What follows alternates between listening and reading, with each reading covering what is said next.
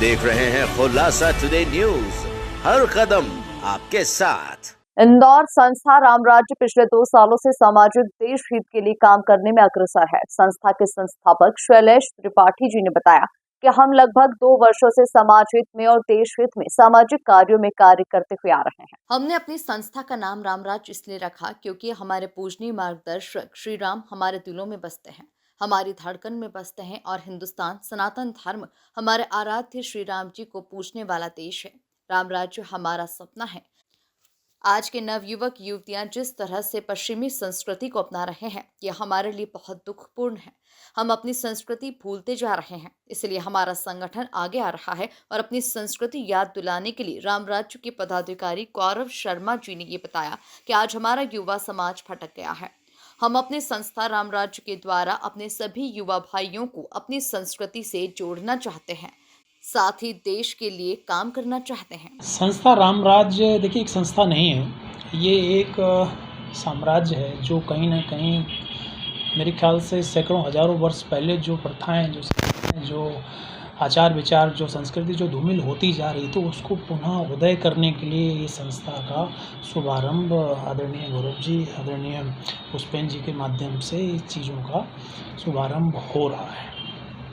इसमें इस संस्था के द्वारा आप लोगों तक क्या संदेश देना चाह रहे हैं? आज का मामला जो है ना बड़ा गंभीर होता जा रहा है, बड़ा ही गंभीर होता जा रहा है।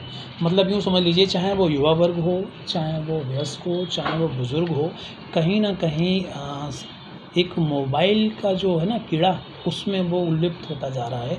संस्कारों से परे है, आदर्शों से परे है, स्वाभिमान सम्मान क्या होता है वो पूरी तरीके से धूमिल होता जा रहा है। इस कारण से मैं ये चाहूँगा हर एक व्यक्ति, चाहे वो किसी भी वर्ग का हो, चाहे वो किसी भी धर्म का हो, चाहे वो किसी भी समाज का हो, उसको हर एक व्यक्ति को अपने समाज के प्रति, अपने परिवार के प्रति एक दृढ़ता से एक सम्मानित एक शुभारंभ करे।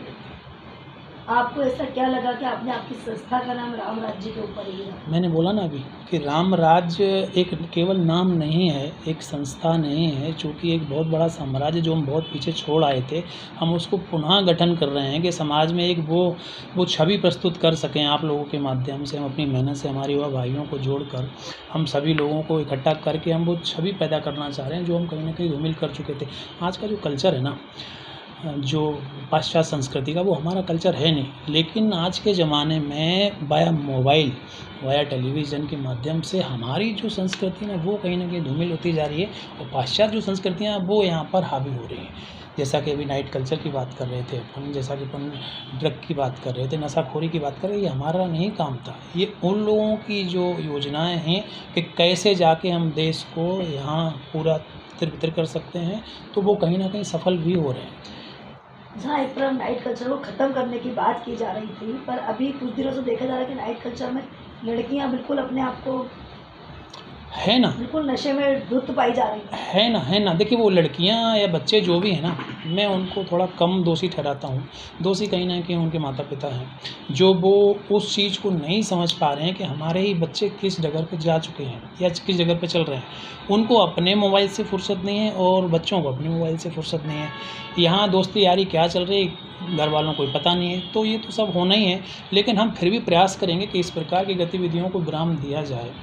मामला चूँकि अति का बढ़ता जा रहा है और हम या हमारी टीम या संस्था रामराज इस चीज़ की कड़ी से कड़ी निंदा करते हैं कि इस प्रकार की कोई भी गतिविधियों को हम आगे नहीं बढ़ने देंगे, ना ही इंदौर में और ना ही प्रदेश में और ना ही देश में। हम हर संभव प्रयास करेंगे कि नाइट कल्चर वाला जो मामला है इसको पूरी तरीके से समाप्त किया जाए।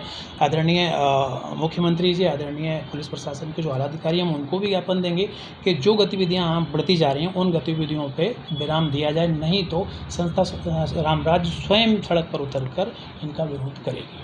संस्था रामराज्य देश इसके लिए किस तरह से काम करेगी? हर प्रकार से हमारा उद्देश्य ही जो रहा है ना, गरीब तबके के लिए, बेरोज़ असहाय व्यक्तियों के लिए, परेशान लोगों के लिए, पशु पक्षियों के लिए, कई सारे क्षेत्रों में हम अग्रसर हैं जिनके माध्यम से हम उनके लिए कुछ ना कुछ करने का प्रयास कर रहे हैं। आदरणीय गौरव जी का एक बढ़िया काम है, ये कुत्तों के लिए, पपियों के लिए, डॉग्स के लिए बड़ा ही सराहनीय काम ये करते हैं। हर दिन इनका एक नियम बंधा हुआ है कि हर दिन ये कुछ ना कुछ उनकी सेवा में प्रस्तुत होते हैं उनके खाने के लिए। और कई ऐसे पशु, कई ऐसे जानवर, कई ऐसे कुत्ते हैं जो उनको देख के एकदम से आ जाते हैं कि यार ये कौन आ गए हैं। इतना प्रेम भाव इन्होंने किया है। तो जब ये पशुओं के लिए, जानवरों के लिए इतना अग्रसर है तो हम क्यों नहीं मानवों के लिए अग्रसर होंगे। इसलिए हमारा प्रयास थोड़ा जटिल है।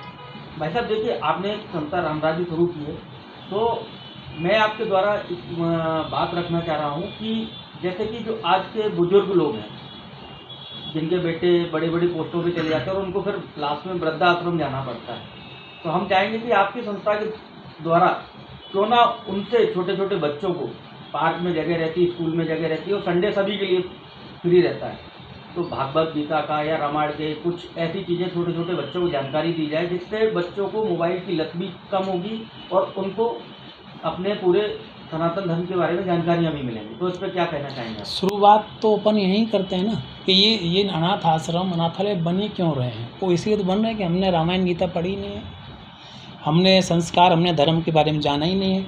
जो व्यक्ति रामायण गीता पढ़े हुए बैठा हो ना, वो कभी नहीं चाहेगा अपने माता पिता को अनाथ आश्रम में भेजना, कभी भी नहीं चाहेगा। अगर ये चीज़ें जब भी तो बढ़ती हैं जब पाश्चात्य संस्कृति यहाँ पर हावी हो रही है। भाई आपने सुना होगा कि लिव इन रिलेशनशिप का मामला बहुत चल रहा है। ये यहाँ की धरोहर नहीं है, ये पाश्चात्य संस्कृति की धरोहर है कि वो यहाँ सब कुछ पूरी तरीके से प्रभावित कर रहे हैं। मोबाइल में पूरी तरीके से जीवन को स्थापित कर दिया है। अब हमको दूसरा कुछ करना ही नहीं है। तो हम पहला प्रयास यही रहेगा कि धर्म तो देखो ठीक ही है कि हर व्यक्ति अगर अपने माता पिता का सम्मान करने लग जाएगा ना, धर्म तो यूँ ही बढ़ रहा है, अनाथ आश्रम की जरूरत ही नहीं है। फिर भी हम प्रयास ये कर रहे हैं कि इस एक अलौकिक शक्ति को जागृत किया जाए कि कैसे हम पूरे इंदौर में, पूरे प्रदेश में, पूरे देश में हम धर्म का प्रचार कर पाएँ। आप युवाओं को क्या संदेश देना चाहेंगे? युवा बहुत सरल और थोड़ा सा परेशान है आज के ज़माने का। ज़रा सी बातों, भावों को ज़रा सी बातों पे बिखर जाता है। तो कहीं ना कहीं उनको आत्ममंथन, आत्मशक्ति की ज़रूरत है। छोटी छोटी बातों पे ज़रा से बहकावे में किसी भी हद तक चला जाता है। ऐसा नहीं है कि उसके अंदर वो शक्ति नहीं है कि वो जंग जीत जाए अपने आप से, लेकिन वो थोड़ा सा डरा हुआ है। इस कारण से मैं यही चाहूँगा कि अपने आप भरोसा रखें, अपने ऊपर भरोसा रखें, मेहनत करें। मेहनत करेंगे तभी आप कोई भी लक्ष्य को हासिल कर पाएंगे, वरना आज के ज़माने में आप 18-18 घंटे, 16-16 घंटे अगर मोबाइल पे देंगे ना, तो कहीं ना कहीं युवाओं के लिए बड़ा हानिकारक है। और आज का युवा, जो देश का युवा है ना, वो वाकई में बहुत शक्तिशाली है, बशर्ते उसको अपना लक्ष्य स्थापित करना पड़ेगा। इंदौर से संवाददाता खुशबू श्रीवास्तव की रिपोर्ट।